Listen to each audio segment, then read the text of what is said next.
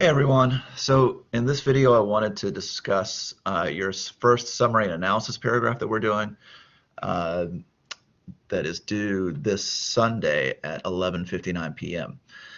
So I just want to go over the instructions and explain exactly what this is, what you have to do. So this isn't a long assignment. It is only one paragraph. I do want it to be a substantial paragraph, but it shouldn't go over 300 words. All right. It also shouldn't be less than 150 words. So essentially what you're doing here is you're taking a quotation from the article A New Moral Compact, and you're setting up that quotation and you're giving analysis of the quotation.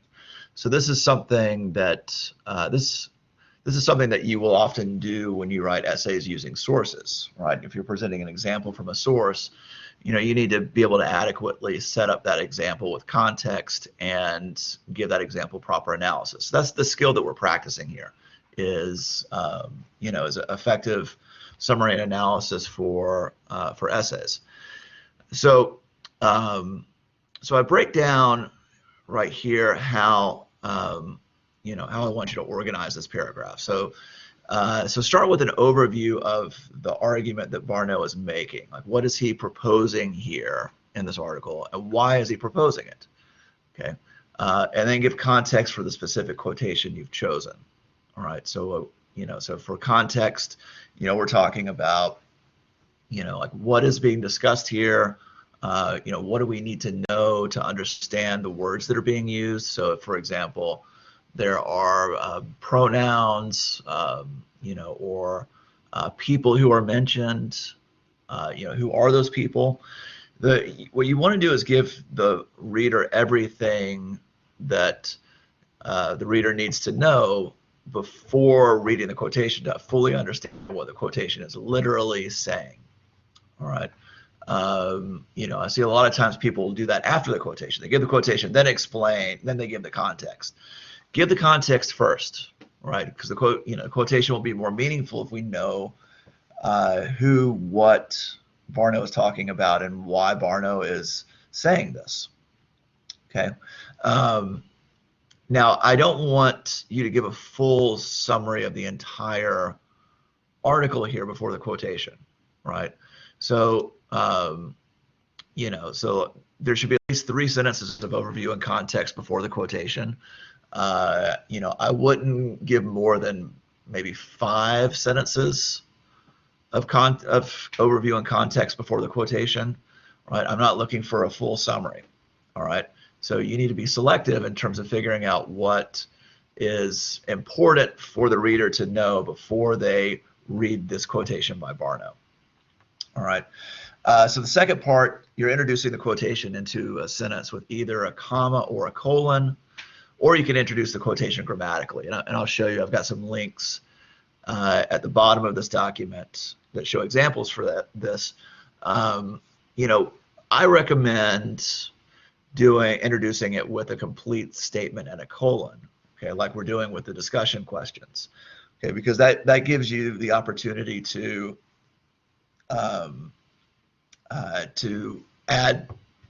work that introductory part of the sentence into your context. So you're giving more context there as you're introducing the quotation, and it's also, it's pretty clean grammatically.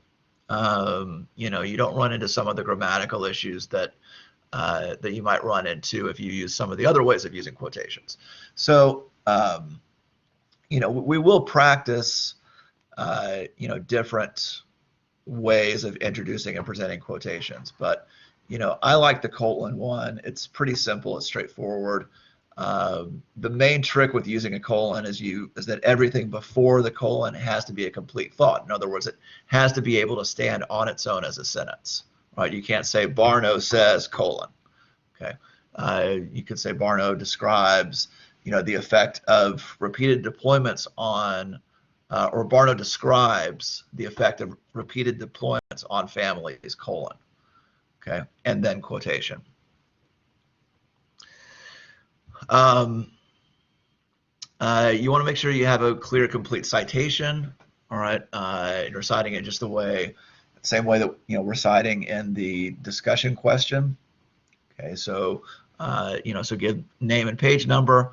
But when you give the page number, don't put any abbreviation before it, like P or double P. Paraphrase what the quotation literally means. So after you give the quotation, try putting it in your own words. Think about how would you explain this statement to somebody else who doesn't understand it. Okay, that's paraphrasing, and then use your paraphrase to go into your analysis. And so for the analysis for this one, I want to focus on what you've been reading about argumentation and apply that to what Barno is doing here. So in other words, what makes this quotation an effective or ineffective example of argumentation? Okay, and I want you to use at least 2 concepts from chapter 1 in your analysis. So you could talk about how he uses pathos, for example. Okay, but when you do so, make sure that it should be clear from your analysis that you understand what pathos is, or whatever concept you're using. All right, I don't want you to spend a sentence defining the concept, but it should be clear that from how you're using it and how you're explaining it, that you understand it. So don't just say, in this example, Barno uses pathos. In this example, Barno uses pathos by blank. Okay, and explain how he's using this concept in a way that makes it clear that you fully understand what it means.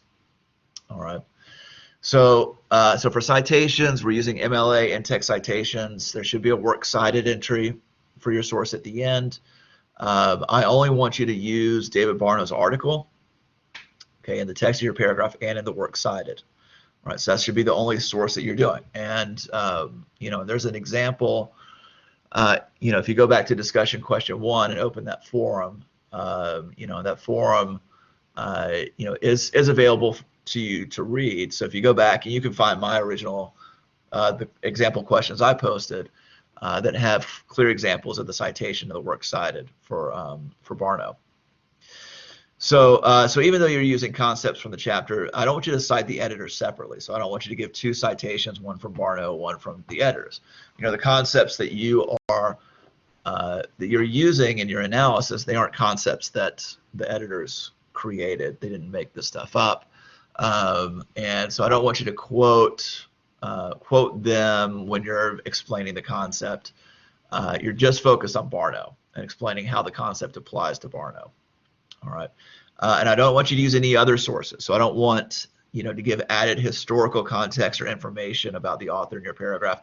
You don't need to give me background. I don't want you to give me background on the Vietnam War or the draft beyond what Barno tells you in the article. That's not the point of this exercise. The point of the exercise is to focus simply on what he says and try to explain what he says, and then analyze what makes it an effective, or you could say an ineffective argument. So we're not getting into whether or not Barno's facts are accurate. That's not the issue. The issue is not whether he's accurate; it's whether he's persuasive.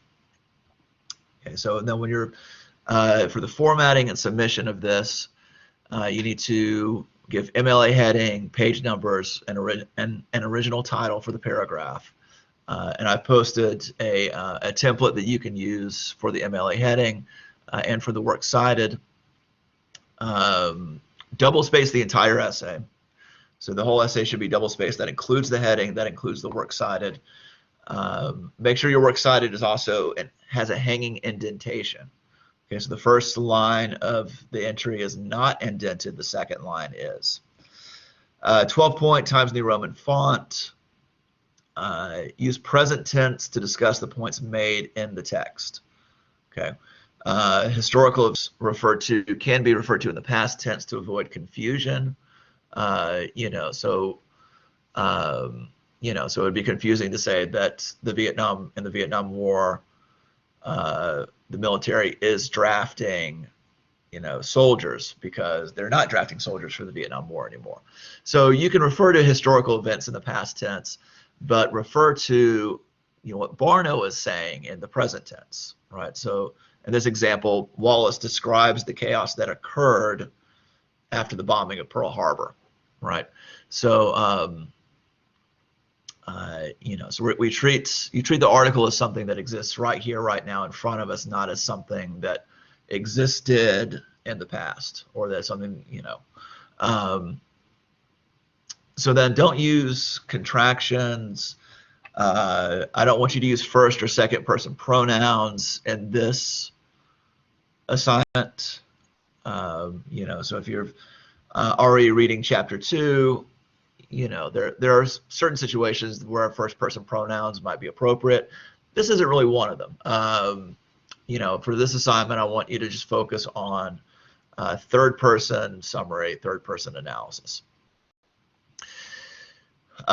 When you're referring to things that Barno says, try using rhetorically accurate verbs to express ideas. So I don't want you to write, Barno says, Barno talks about.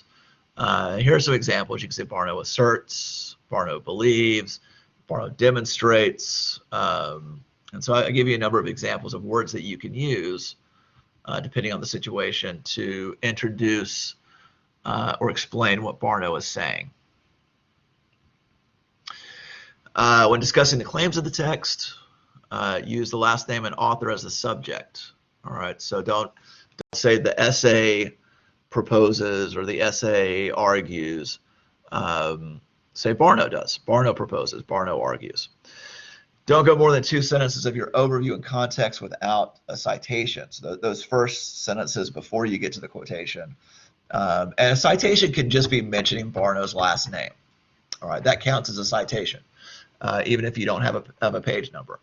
So don't go 3 or 4 sentences without at least mentioning Barno's name, is the point. And if there is a specific, if you are giving like a specific information that requires a page number that in the context, then do so. So if you're referring to a specific fact that he mentions, as opposed to just his general point, or a specific example, that would be something that you would give a page number for, even though it's not in quotes. So the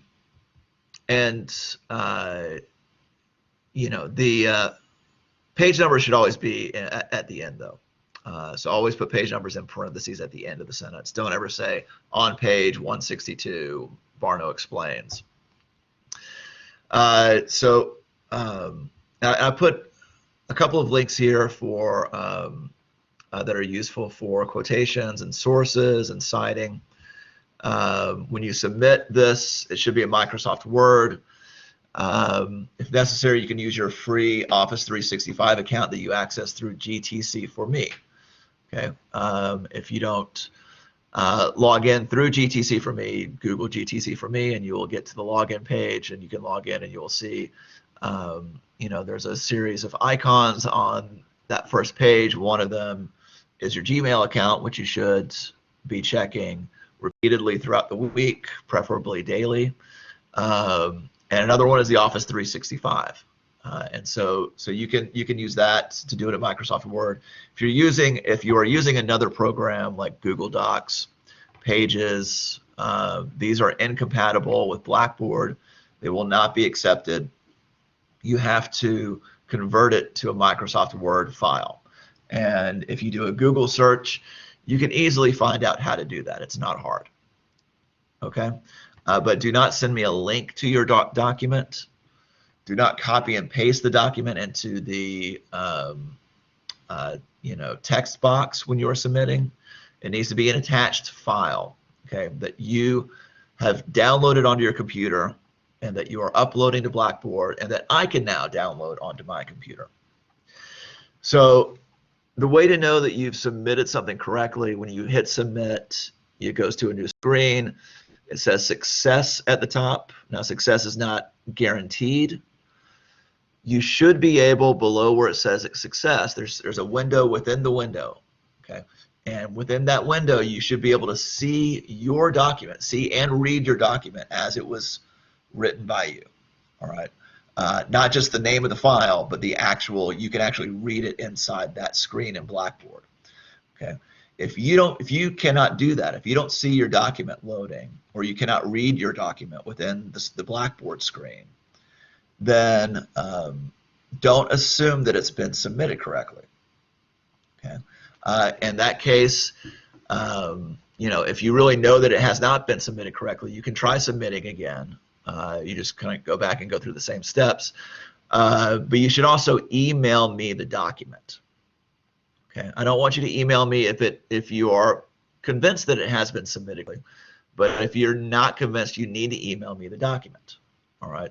So if you just send me an email saying I don't think my Blackboard is working, and I don't think the document is submitted correctly, what do I do? That's your answer. You should have emailed me the document. All right. So you have to get me the document by 11:59 p.m. on Sunday. All right. Not a link to the document, the actual downloaded file. And if you don't, it's late. So if it's not working in Blackboard, then you have to email me the file. So if you have any doubts, email me. So I'm not accepting late submissions without a valid excuse. Technical issues are not considered by Greenville Tech to be a valid excuse. All right. So so don't wait until the last minute to submit things. Make sure you give, the due date is the due date, but the idea is that you're supposed to give yourself a buffer. You're supposed to give yourself time in case you do have some kind of technical issues, that you can work it out before the due date. Okay. So that's it for the summary and analysis paragraph. If you have questions, email me. You can also go to the Padlet that I posted. That's an announcement where you can post questions anonymously there, and and I can respond to those questions too. All right. Thank you, and have a great day.